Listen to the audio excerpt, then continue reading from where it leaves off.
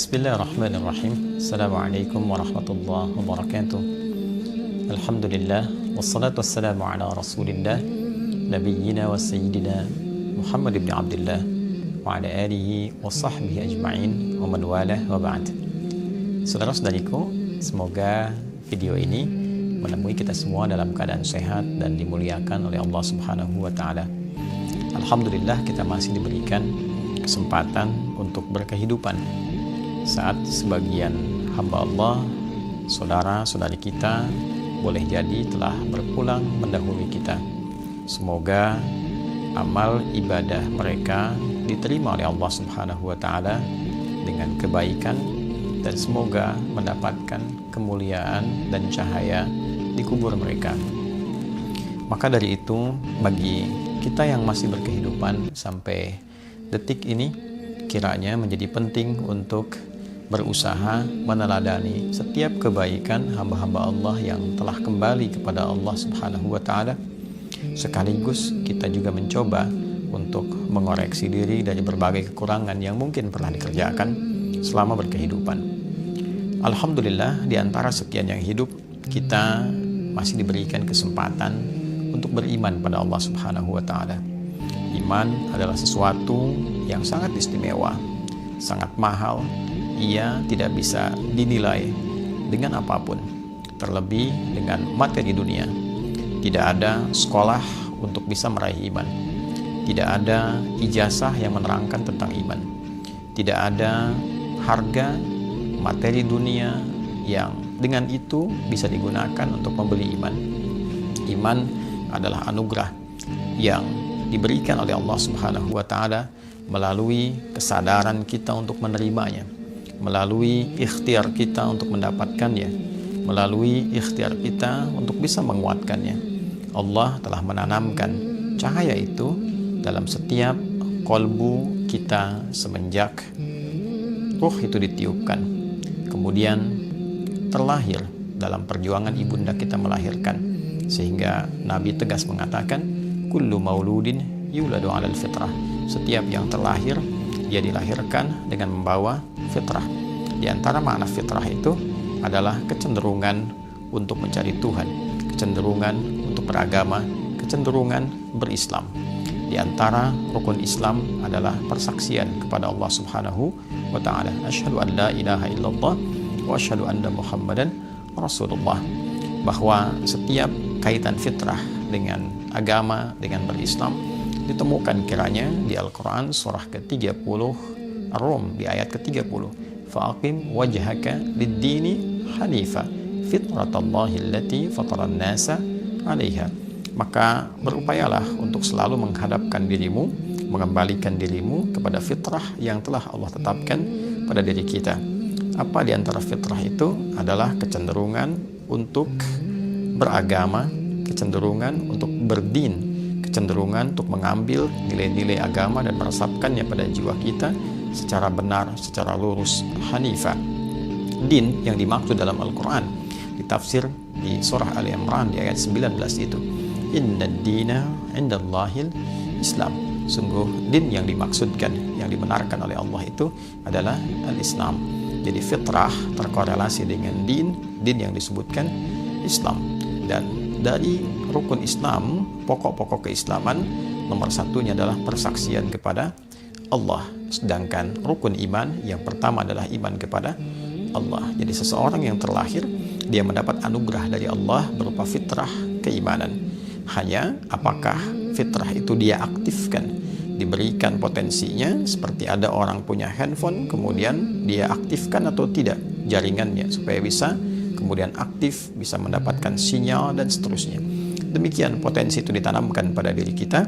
Tinggal bagaimana kemampuan kita untuk berikhtiar mengaktifkan sinyal-sinyal iman itu, potensi iman itu agar bisa digunakan dalam kehidupan.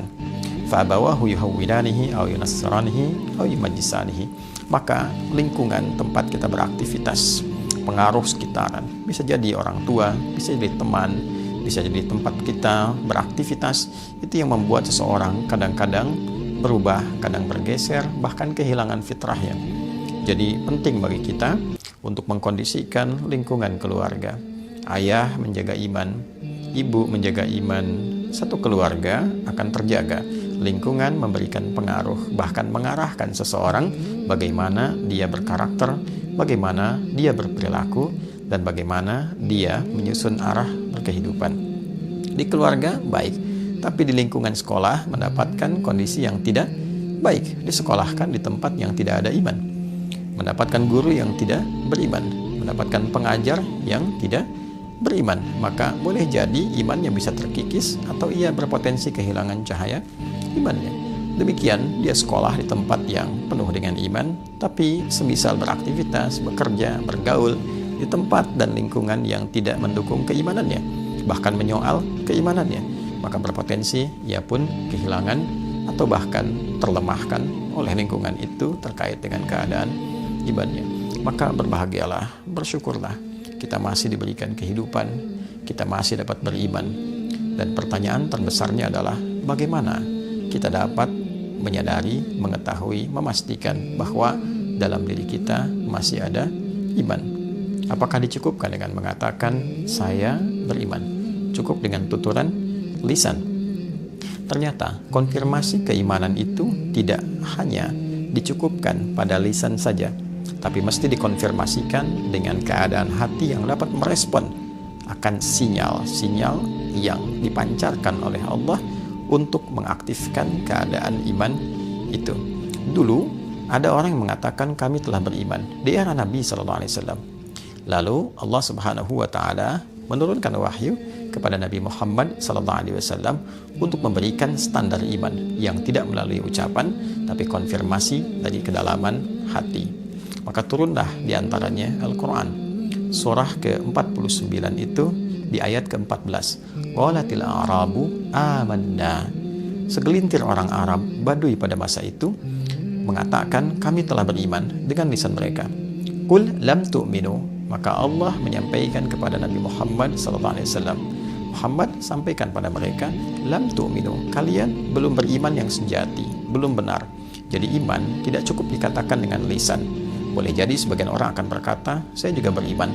Boleh jadi ada orang yang memang membutuhkan kalimat iman itu untuk kebutuhan duniawi, sehingga dengan lisannya dia bisa berkamuflase mengatakan, saya pun beriman, saya juga muslim. Maka Allah membuat standar, Qul lam tu'minu.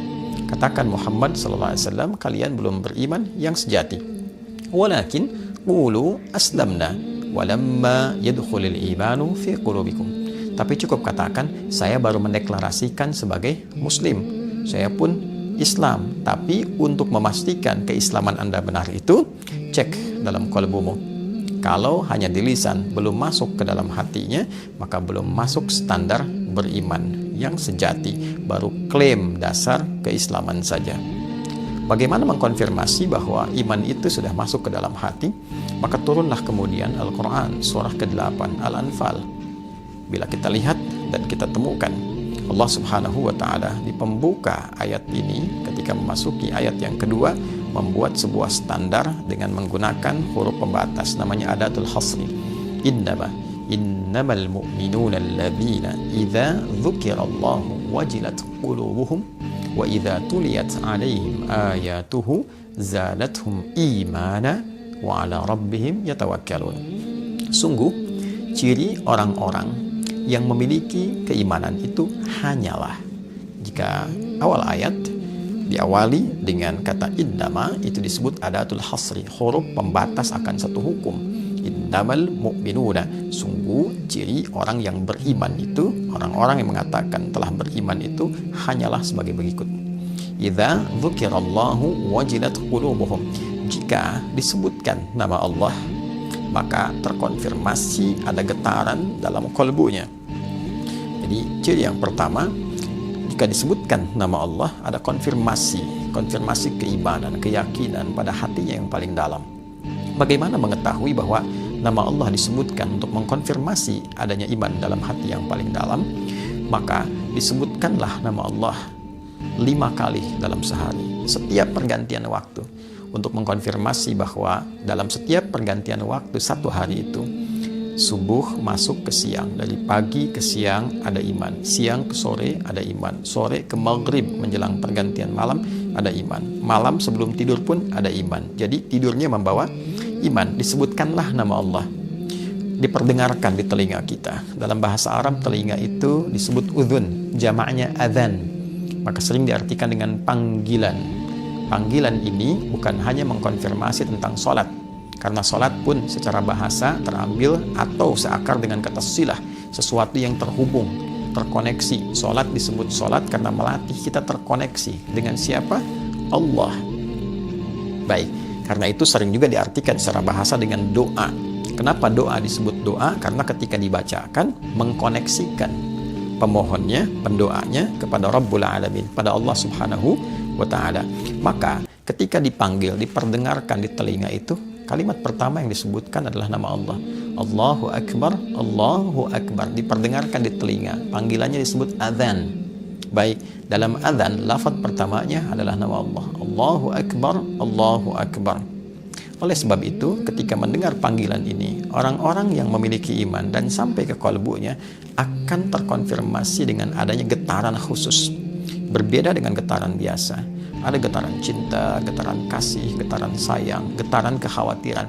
Orang takut tuh bergetar juga. Ya, orang mencuri takut ketahuan dia bergetar.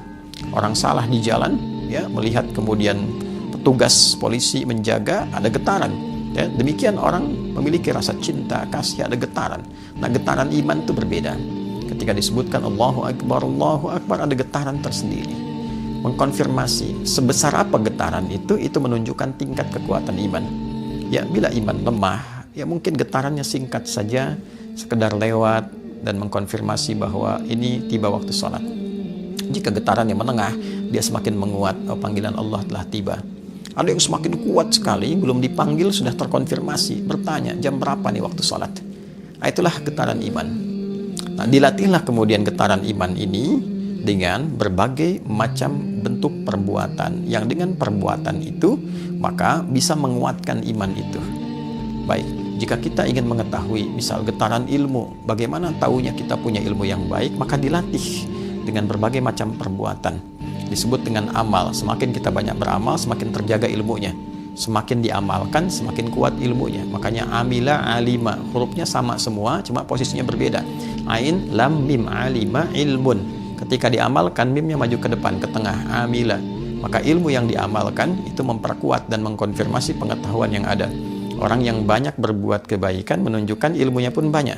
Demikian seterusnya, dengan porsinya masing-masing. Maka demikian pula iman. Kalau ingin dilatih, maka mesti ada satu menu pelatihan yang dengan itu menguatkan kadar dan sinyal imannya. Maka turunlah apa yang disebut dengan ibadah, amal. Amal yang dibenarkan oleh Allah, oleh Tuhan Yang Maha Esa, guna menguatkan iman. Sesuatu yang dibenarkan, dinilai baik oleh Allah disebut dengan saleh. Maka amal ketemu saleh menjadi amal saleh. Itu sebabnya seringkali kita temukan kata iman dengan amal saleh. Wal 'asr, innal insana lafi khusr illa alladziina amanu wa 'amilus shalihat. Nanti bentuknya ada salat misalnya, kan? Alladziina yu'minuna bil ghaibi wa yuqimunas shalah. Ada puasa, ya ayyuhalladzina amanu kutiba alaikumus siyam.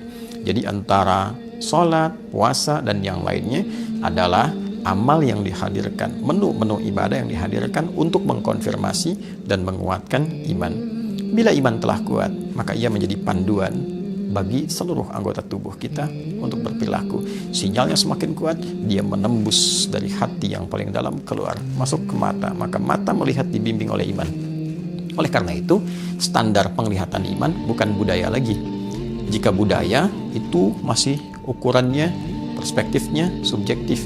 Menurut A baik, menurut B belum tentu baik. Di tempat ini budayanya seperti ini, tempat lain berbeda. Di Indonesia saja, Jawa misalnya dengan Sumatera, ya, dengan Kalimantan sampai ke Papua, mungkin punya pakaian yang berbeda-beda. Di tempat budayanya dianggap baik, di Papua dianggap baik, di Jawa belum tentu. Di Jawa dianggap baik, di Sumatera belum tentu, bisa jadi berbeda-beda. Pun demikian ketika dibawa keluar, di timur dengan barat bisa berbeda. Orang barat berpakaian, bagi mereka budayanya seperti itu. Ketika dia datang ke timur, bagi orang timur itu aneh. Nah, standar iman, dia pun punya standar. Maka belum tentu yang dinilai oleh budaya itu baik, menurut imannya belum tentu baik. Ada standar spiritual, ada standar yang terkoneksi dengan nilai-nilai ketuhanan di dalamnya. Ya, menurut imannya kurang baik, dipalingkan sebagai dasar penghormatan kepada orangnya. Bukan untuk mengecilkan nilainya, tapi untuk menghormati pemilik objek itu. Maka iman mengatakan, palingkan pandanganmu, karena dengan itu diarahkan kepada objek dimaksud, maka imanmu akan menjadi persoalan. Dia terganggu, dia bisa melemah. Pun demikian pada saat yang bersamaan, ketika melemah iman, nafsu aktif. Ketika nafsu aktif bisa merusak kepada objek. Maka seseorang sering memandang, misal lawan jenisnya dengan pakaian yang sangat minim misalnya, imannya dilawan, dilihat dengan nafsunya, maka nafsu hadir pada jiwanya, membuat sebuah imajinasi di kepalanya, terbayang-bayang, ingin melihat lagi, memantau, aktiflah nafsu, ditunggangi oleh setan, maka bisa berbuat hal yang tidak pantas, terjadi perzinahan, terjadi perundungan, terjadi pelecehan dan sebagainya. Nah, ketika iman memandu untuk memalingkan, ini berarti menjaga kehormatan pemiliknya sekaligus menghormati objek yang dipandangnya agar selalu keadaan dirinya terjaga pada kemuliaan. Itulah indahnya iman. Dari mata turun ke lisan, berbicara dengan iman, mendengar dengan iman, melangkah menggunakan iman, dan sepenuhnya kita beraktivitas dengan iman, dan dengan itulah kita pulang kepada Allah dikonfirmasi keimanan dengan kalimat La ilaha illallah. Rukun Islam yang pertama, konfirmasi iman kepada Allah sebagai iman yang pertama, dan seperti dibuka dengan iman, ditutup dengan iman, kembali kepada Allah dengan iman, diberikan surga pun dengan iman. Wa basyiril ladzina amanu iman wa amilus salihati amal saleh anna lahum jannatin tajri min tahtihal anhar. Dengan iman dan amal saleh itulah bekal utama agar kita dapat meraih surga yang kita dambakan dengan segala keindahan yang terdapat di dalamnya. Bersyukurlah kita masih diberikan iman. Mari berdoa. Yang belum beriman, semoga Allah berikan hidayah keimanan pada dirinya. Semoga menjadi saudara-saudari kita dalam kebaikan, dan semoga hidup kita lebih baik dan wafat dalam keadaan husnul khatimah. Adi Hidayat, mohon maaf. Assalamualaikum warahmatullahi wabarakatuh.